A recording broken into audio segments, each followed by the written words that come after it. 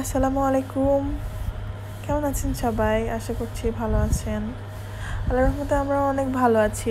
তাই তো বাসার আমাদের সামনের ওই জায়গাটাতে বাসা করা হচ্ছে। আমাদের বাতাস খাওয়ার হবে না, রাস্তা দেখা যাবে না বাসা হয়ে গেলে। এটাই কি আর করার। তাই তো আজকে একটা প্রোগ্রাম ছিল এখানে।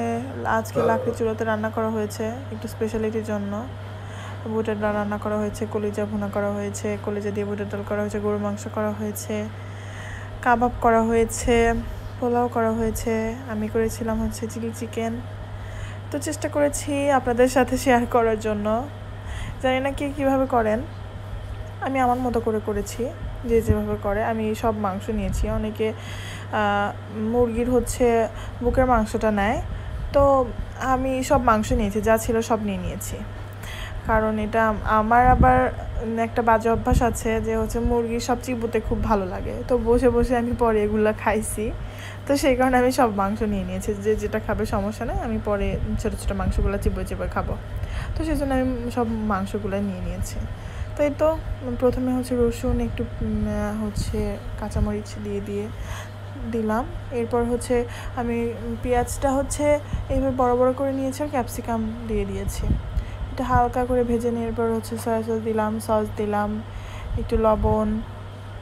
তারপরে হচ্ছে পরে আমি একটু মরিচের গুঁড়া আর হচ্ছে আর একটু লবণ আমি অ্যাড করে দিয়েছি। আর এখানে একটু সসটা বেশি দিতে হয়, সসটা বেশি দিতে হয়, তাহলে জিনিসটা খেতে বেশি ভালো লাগে। আর একটু ঝাল একটু বেশি হলে স্পাইসি লাগে।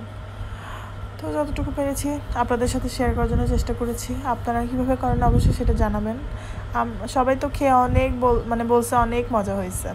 ওই মুরগিটা আমি আগেই মেখে রেখে দিয়েছিলাম সকালবেলা। সয়া সস, একটু বাটা মশলা, একটু হচ্ছে লবণ, একটু মরিচের গুঁড়া দিয়ে সকালবেলা আমি ম্যারিনেট করে নর্মাল ফ্রিজে রেখে দিয়েছিলাম। তারপরে হচ্ছে বিকেলে 5টার দিকে উঠে হচ্ছে এটা ভেজে এইভাবে ফ্রাই করে লাল লাল করে ভাজতে হবে। আর এই তো এখানে আমি একটু কর্নফ্লাওয়ার করে রাখছিলাম, এটা দিলে ঘনত্ব আসে। তো এই তো কিছু ভিডিও দেখে ওখান থেকে একটু ফলো করছি কেমন হয় না হয়। এই তো ফাইনাল লুক। তো এই তো এখানে হচ্ছে পোলাও একটু করা হয়েছিল। আমরা অতটা পোলাও খেতে পছন্দ করি না, সাথে ভাতও করা হয়েছিল।